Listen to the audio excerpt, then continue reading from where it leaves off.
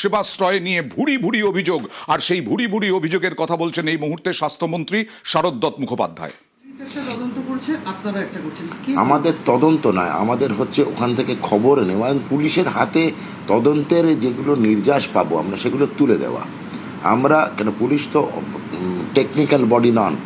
এই যে একটা প্রেসক্রিপশন দেখে কার সই আছে, তার কোনো রকম লাইসেন্স বা রেজিস্ট্রেশন নাম্বার আছে কিনা, প্রেসক্রিপশনটা ঠিক বেঠিক সঠিক নয় কেন, একে চ্যানেলাইজ করার জন্য কি কি বলেছিল, টেকনিক্যাল টার্মস যেগুলো ব্যবহৃত হয়েছিল সেগুলো আমাদেরকে পুলিশকে পুরোটাই তদন্তকারী সংস্থাকে সাহায্য করবে স্বাস্থ্য ভবন। এই ঘটনা পার্টিকুলার এই ঘটনাটার মধ্যে কোন কোন জিনিসটা দেখলেন যেটা স্বাস্থ্য শিবিরে করা সঠিক হয়নি বলে মনে হয়? স্বাস্থ্য শিবির প্রথম কথা ঘণ্টাখানেকের জন্য হয়। দেখুন, দিনব্যাপী মাসব্যাপী বিভিন্ন জায়গায় যদি করতে হয় তাহলে তো বলবো সরকারকে নিতে হবে, সরকারি স্বাস্থ্য ব্যবস্থা হবে। হেলথ সেন্টার আছে, রুরাল হাসপাতাল আছে, জেলা হাসপাতাল আছে, মহকুমা হাসপাতাল আছে, টিচিং হাসপাতাল আছে, সব লেভেলে পরিষেবা আছে। তো হঠাৎ এটা দরকার কেন? পুরোটাই নাটক। নির্বাচনী প্রক্রিয়ায় একটা লাভ, নির্বাচনী রাজনীতিতে একটা তুরুপের তাস, এবং বলিকে রুগী জনগণ।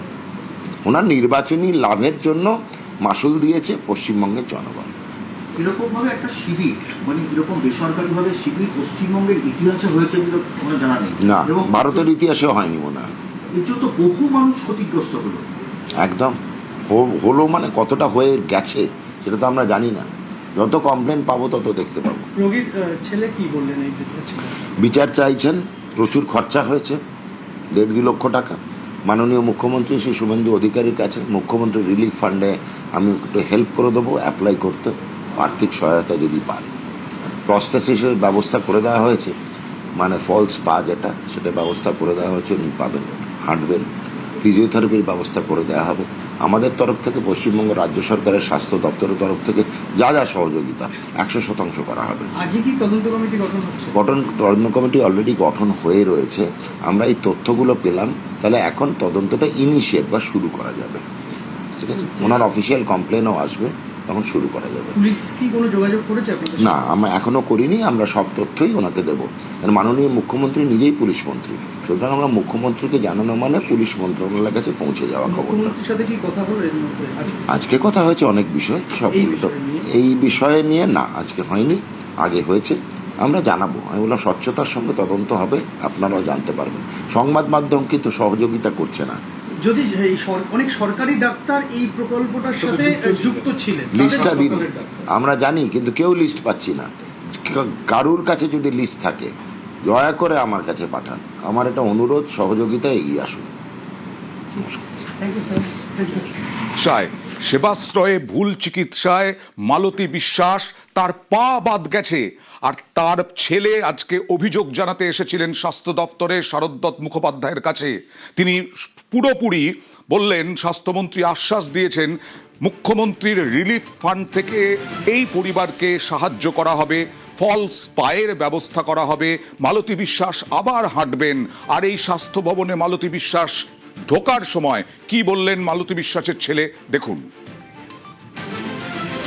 বিগত বছর অভিষেক ব্যানার্জি মাননীয় এমপি সাহেবের যে সেবাশ্রয় ক্যাম্প হয়েছিল, সেবাশ্রয় ক্যাম্পেতে ট্রিটমেন্ট করার পর refer to MR Bangur, refer to CMM hospital, সেখানেতে আমার মা সুস্থ সবল হয়ে গিয়েছিল, কিন্তু দুর্ভাগ্য ভুল ট্রিটমেন্টের জন্য মায়ের পা সম্পূর্ণ থাই থেকে অ্যাম্পুটেশন হয়, অর্থাৎ কেটে বাদ যায়। তো তার ফলে এটা যখন মিডিয়ার মাধ্যমে, আপনাদের সাহায্য সহযোগিতার মাধ্যমে যখন পাবলিক জানতে পারে, তখনই আমাদের স্বাস্থ্যমন্ত্রী সেটা অবগত হয়, এবং স্বাস্থ্যমন্ত্রীর সাথে যোগাযোগের পরে আজকে স্বাস্থ্যমন্ত্রী তিনি দেখা করার জন্য টাইম দিয়েছিলেন সমস্ত পেপার নিয়ে। সাথে আমাদের ম্যাডাম অগ্নিমিত্র ম্যাডামও থাকবেন, তিনিও কথা দিয়েছেন, আশ্বস্ত দিয়েছেন তিনি আমাদের সঙ্গে সহযোগিতার হাত বাড়িয়ে দেবেন বলে। সঙ্গে দেখা করলেন স্বাস্থ্যমন্ত্রী, আশ্বস্ত করলেন স্বাস্থ্যমন্ত্রী, এমনকি তাদের 1.5-2 লক্ষ টাকা খরচ হয়ে গেছে, তার জন্য স্বাস্থ্য দফতর মুখ্যমন্ত্রী রিলিফ ফান্ড থেকে সাহায্য করা হবে বলেও জানালেন স্বাস্থ্যমন্ত্রী শারদ মুখোপাধ্যায়। তারপরে তিনি কি বলছেন দেখুন। কতটা আশ্বাস পেলেন? সবচেয়ে খুশি ও আনন্দের কথা বলি যে আপনাদেরকে মিডিয়ার মাধ্যমে বারবার অবগত করেছিলাম যে মায়ের পা যখন কাটা গিয়েছিল, তখন আমি এমপি সাহেবের অফিসে বারংবার যাওয়ার ফলে কিন্তু আমাকে কোনো সময় দেখা করতে দেওয়া হয়নি। সবচেয়ে বড় কথা, আজকে আমি আপ্লুত এবং আনন্দ যে একজন পূর্ণ মন্ত্রীর কাছে আমি আজকে যখন দেখা করতে এলাম, আমার পকেটে ফোন, আমার পকেটে পেন, আমার পকেটে বেল্ট, আমার পকেটে সমস্ত কিছুই আছে, কিন্তু এমপি সাহেবের কাছে দেখা করতে গেলে কোমর থেকে বেল্ট খুলিয়ে নেওয়া হতো, পকেট থেকে পেন নিয়ে নেওয়া হতো, কিংবা ফোন পর্যন্ত আমাদের কাছ থেকে নিয়ে নেওয়া হতো। কোনো সময় এমপি কাছে উঠতে গেলে সাধারণভাবে যাওয়া যেত না, কিন্তু তিনি আজকে একজন পূর্ণ মন্ত্রী ডক্টর শারদত্ত মুখোপাধ্যায়, তিনি আজকে এত সুন্দর ব্যবহার করলেন, তার সিস্টেমিক এত সুন্দর, তিনি আশ্বাস দিলেন। তিনি সর্বপ্রথম আমার কাছে বললেন, মা আপনারও মা, আমারও মা, এবং যে সরকারই থাকুক না কেন সেই সরকারের পক্ষ হয়ে আমি মায়ের কাছে ক্ষমা প্রার্থী যে মায়ের এত বড় দুর্ঘটনার জন্য। তিনি সবচেয়ে প্রথম টেবিলে বসে আমাকে এই কথা বললেন। তারপরেই তিনি সমস্ত নথিপত্র নিলেন এবং নথিপত্র সেট তিনি জেরক্স করলেন। তিনি আজ থেকে নতুন তদন্তের ফাইল চালু করলেন। তিনি আশ্বাস দিয়েছেন যে আমরা আপনার সাথে আছি। কতটা আশ্বস্ত হলেন? সত্যি খুবই আনন্দিত। আপনাদেরকে প্রথমেই বললাম যে ওনার ব্যবহার এত সুন্দর, অমায়িক, আমার সাথে কথা বললেন এবং উনি সাহায্য সহযোগিতার হাত বাড়িয়ে দিলেন এবং আগামী দিনে উনি আমাদের সাথে আছেন তার আশা দিলেন। ক্ষতিপূরণের আশ্বাস দিয়েছেন? অবশ্যই তিনি এই সমস্ত কাগজপত্র নিলেন। নেওয়ার পর তিনি মুখ্যমন্ত্রীর সাথে আলোচনা করে মুখ্যমন্ত্রীর তহবিল থেকে তিনি যতটা পারবেন তিনি সাহায্য সহযোগিতার হাত বাড়িয়ে দিচ্ছেন। আজকে কি আপনি অভিযোগ দায়ের করছেন স্বাস্থ্য দপ্তরে কিছু আলাদা করে? আলাদা করে না, যে এফআইআর কপি হয়েছিল সেই কপি ওনাদেরকে আমি প্রেরণ করেছি, সাথে সমস্ত হসপিটালের কাগজ, সেবাশ্রয়ের কাগজ, সমস্ত কাগজ আমি স্বাস্থ্য দপ্তরে দিলাম, বিশেষ করে মুখ্যমন্ত্রী আমাদের মন্ত্রী সাহেবের কাছে। শেষ পর্যন্ত লড়াই চালাবেন? শেষ পর্যন্ত উনি বললেন আমাদের সাথে আছেন। আর কি আপনাদের ডাকা হয়েছে? আর কি আসতে বলেছেন? উনি যদি কোনো প্রয়োজন হয় উনি আবার আগামী দিনে আমাদের সাথে যোগাযোগ করে নেবে। আপনি কি কি ডকুমেন্টস দিলেন আজকে ওনাদেরকে? প্রথম থেকে সেবাশ্রয়ে যতবার গেছি ক্যাম্পেতে তার সার্টিফিকেট, যাকে বলা যায় ভুয়ো ডাক্তারি সার্টিফিকেট, তারপর ওখান থেকে এমআর বাঙুরের রেফার সার্টিফিকেট, তারপর ক্যালকাটা ন্যাশনাল মেডিকেল কলেজের রেফার সার্টিফিকেট, অ্যাম্পুটেশন সার্টিফিকেট, সাথে মায়ের যে হ্যান্ডিক্যাপ হয় হ্যান্ডিক্যাপ সার্টিফিকেট, সমস্ত পেপার উনি জমা নিলেন এবং জমা নিয়ে উনি আশ্বাস দিলেন যে আগামী দিনে উনি আমাদের সাথে রয়েছেন পাশে। মুখ্যমন্ত্রীর সাথে এই বিষয় নিয়ে আলোচনা করবেন। মুখ্যমন্ত্রী তহবিল থেকেও তিনি সাহায্য সহযোগিতার হাত বাড়িয়ে দেবেন এবং উনি স্বাস্থ্য দপ্তর থেকে নতুনভাবে ফাইল তৈরি করছেন তদন্তের জন্য। অয়ন, সরাসরি শুনতে পেলেন যে যেরকম ভাবে জানালেন, একবার নিয়ে নিন। একদম স্বাস্থ্যমন্ত্রীর স্বয়ং যেমন ভাবে তিনি জানালেন এবং একই সঙ্গে বলা যেতে পারে যে স্বাস্থ্যমন্ত্রী শুধু নন, তেমনভাবেই গোটা বিষয়টা মালতী বিশ্বাসের পুত্র সৌম্যদীপ বিশ্বাস তিনি খুশি যেভাবে স্বাস্থ্যমন্ত্রীর পাশে দাঁড়িয়েছেন এবং আজকে থেকে তদন্তের ফাইল খুলে গেল এবং তদন্ত কমিশনও গঠিত হয়েছিল। সেই তদন্ত কমিশন আজ থেকেই এই গোটা বিষয়টা তদন্ত করবে এবং ক্ষতিপূরণ দেওয়া হবে। এই সেটা হচ্ছে অভিজিৎ, যে আজকে স্বাস্থ্যমন্ত্রী কিছুক্ষণ আগে বলছিলেন, আজকে মালতী বিশ্বাসের ছেলে তিনিও বললেন যে আজকে স্বাস্থ্যমন্ত্রী পূর্ণমন্ত্রী তার সঙ্গে কথা বলতে পারলেন, দেখা করতে পারলেন। আর অভিষেক বন্দ্যোপাধ্যায়ের কাছে গেলে পরে এটা এয়ারপোর্টের মতো নিয়ম, বেল্ট, তারপরে মোবাইল, তারপরে চশমা, পেন, সব কিছু জমা রেখে যেতে হতো।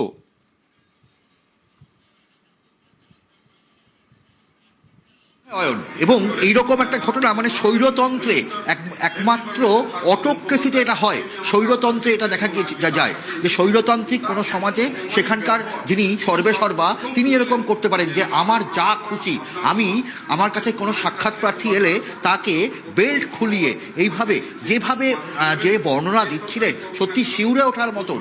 এই সৌম্যদীপ বিশ্বাস যিনি মালতী বিশ্বাসের পুত্র, যে আগে দেখা করতে গেলে মন্ত্রীর সঙ্গে বা অভিষেক বন্দ্যোপাধ্যায়ের সঙ্গে দেখা করতে গেলে এরকম ঘটনা ঘটাতে হতো, অর্থাৎ মোবাইল ফোন বাইরে রেখে বেল্ট বা খুলে মানে সমস্ত এইরকম নিরাপত্তার খাতির। আর সেখানে শারদত্ত মুখোপাধ্যায়, আমি একবার দেখানোর চেষ্টা করছি চেম্বার, এই শারদত্ত মুখোপাধ্যায়ের চেম্বার, এবং এখানে কোনো রকম সেই রকমভাবে কিন্তু সত্যি কোনো নেই যে সেখানে যে কোনো সাক্ষাৎ প্রার্থী তারা বাইরে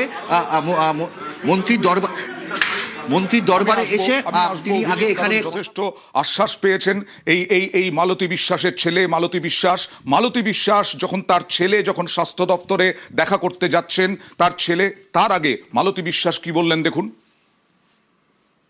সেবাশ্রয়ের নামে শুধু আমি নয়, আমার মতন বিভিন্ন মানুষ অসুস্থ হয়ে পড়েছে, ঠকে গেছে। এই সেবাশ্রয়ের দুর্নীতির মধ্যে দিয়ে কি তাহলে টাকার রফা চলে? তাই আমি যে সেবাশ্রয়ে গেছিলাম, নবরত্ন মডেল ক্লাব, সেইখানে যেন মনে হচ্ছে বড় একটা স্টেডিয়াম, সেখানে অভিষেক ব্যানার্জি নিজে এসে উদ্বোধন করেছিল। সেবাশ্রয়ের মাধ্যম দিয়ে সে মানুষের পাশে দাঁড়াতে পারেনি বা সেবা দিতে পারেনি। আমার ছেলে তার কাছে বারবার গেছে, তার পিএ অয়ন আর সুমিত বললো এই তুচ্ছ বিষয়ে উনি কারোর সাথে দেখা করেন না। স্বাস্থ্যমন্ত্রী তিনি আশ্বাস দিয়েছেন, কাগজপত্র নিয়ে আমার বড় ছেলে দেখা করতে গেছে, আর তিনি আশ্বাস দিয়েছেন ভুল চিকিৎসার জন্য আজ আমার পা চলে গেল, আমি পঙ্গু হয়ে গেলাম, তিনি যেন আমার বিষয় যেন সুবিচার করেন। আমি তার কাছে এই প্রার্থনা করি।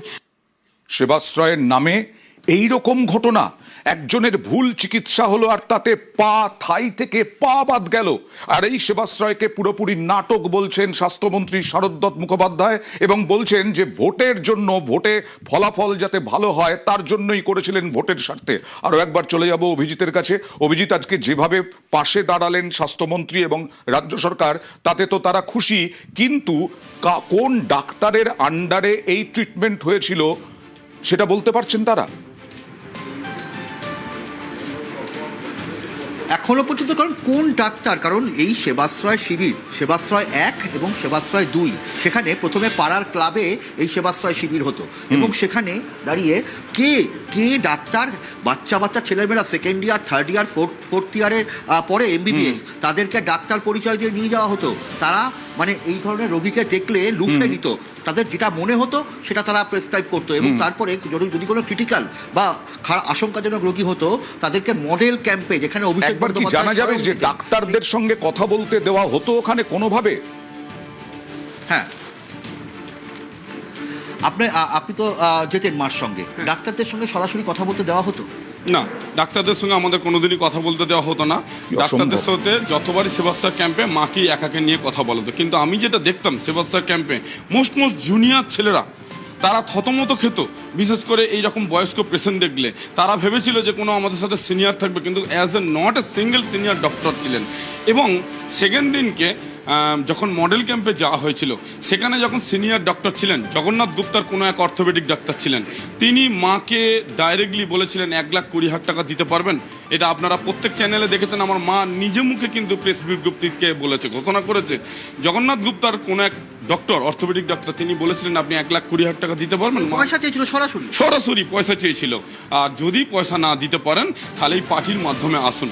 কোন রোগীর আত্মীয় ডাক্তারের সঙ্গে কথা বলতে পারছেন না, এটাই তো সব থেকে বড় অপরাধ। আমি এখানে আরো একটা প্রশ্ন করব, কিসের ভরসায় সেবাশ্রয়ে গিয়েছিলেন সরকারি হাসপাতালে না গিয়ে অভিজিৎ? নিঃসন্দেহে দেখুন, মানুষ পয়সার জন্য এবং অর্থনৈতিক কারণে এবং হাতের সামনে সেবাশ্রয়, আপনি সরকারি হাসপাতালে না গিয়ে কেন মাকে আপনি সেবাশ্রয়ে নিয়ে গেলেন, কি ভরসায় নিয়ে গেলেন?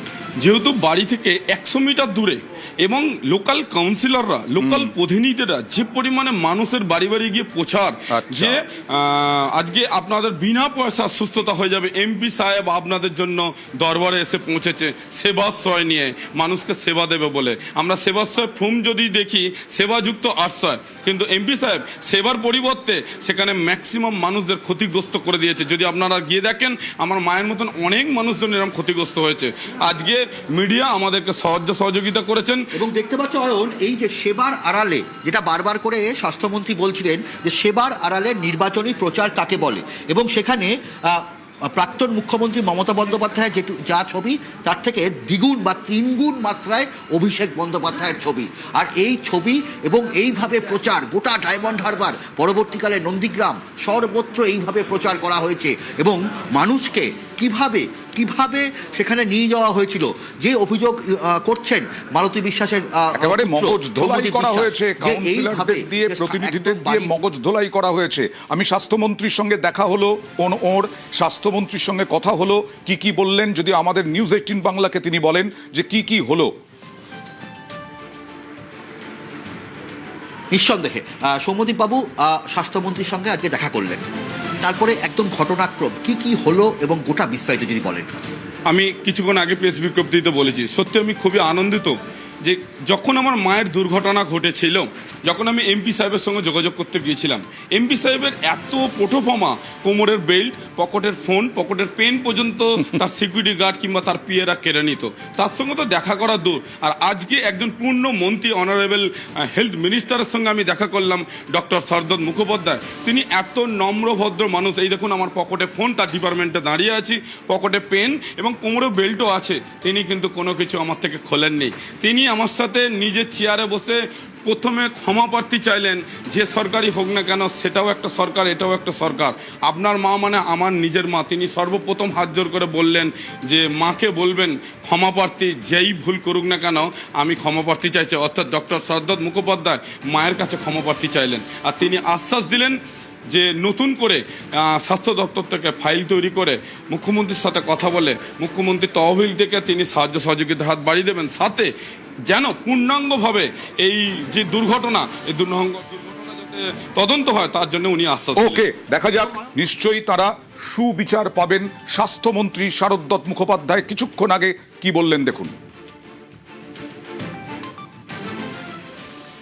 যে ভাষায় চিকিৎসাপত্রটা লেখা, সেই লেখাটা দেখে মনে হলো না কোনো মডার্ন মেডিসিনের কেউ দেখেছে বা লিখেছে। হাতুড়েরও লেখা হতে পারে। ওষুধের ডোজ নিয়ে যথেষ্ট সংশয় রয়েছে আমার। এসেছিলেন না হাঁটুতে ব্যথা এবং পায়ের তলায় ব্যথা, এই নিয়ে ওখানেই রেফার করা হয়েছিল আরেকজন ডাক্তারবাবুর কাছে। সেখানে একজন ওনাকে বললেন যে আপনি 1.5 লক্ষ টাকা দিতে পারবেন, যদি দিতে পারেন তাহলে আমরা নার্সিংহোমে নিয়ে গিয়ে এটা অপারেশন করিয়ে দেবো। তো তখন উনি প্রতিবাদ করেন যে তাহলে আপনারা নার্সিংহোমে নিয়ে যাওয়ার জন্য গ্রাহক এবং তার জন্য কি সেবাশ্রয়। পরবর্তীকালে উনি সাংসদ শ্রী অভিষেক বন্দ্যোপাধ্যায়ের কাছে অনেকবার দেখা করতে গেছিলেন, কোনো সময় দেখা করতে পারেননি। যখনই সেবাশ্রয় চিকিৎসা করতে উনি যেতেন, সেই সময় ওনার mobile phone, pen, belt, pocket থেকে মানি ব্যাগ, কয়েন সব সরিয়ে নেওয়া হতো। সবাইয়ের ক্ষেত্রে করা হতো। এতই যদি সন্দেহভাজন হয়ে থাকে রোগীর পরিবার, তাহলে এটাকে সেবা বলা হয় না, আশ্রয় তো নই। তদন্ত শুরু হয়ে গেছে, আরো তদন্ত গাঢ় হবে।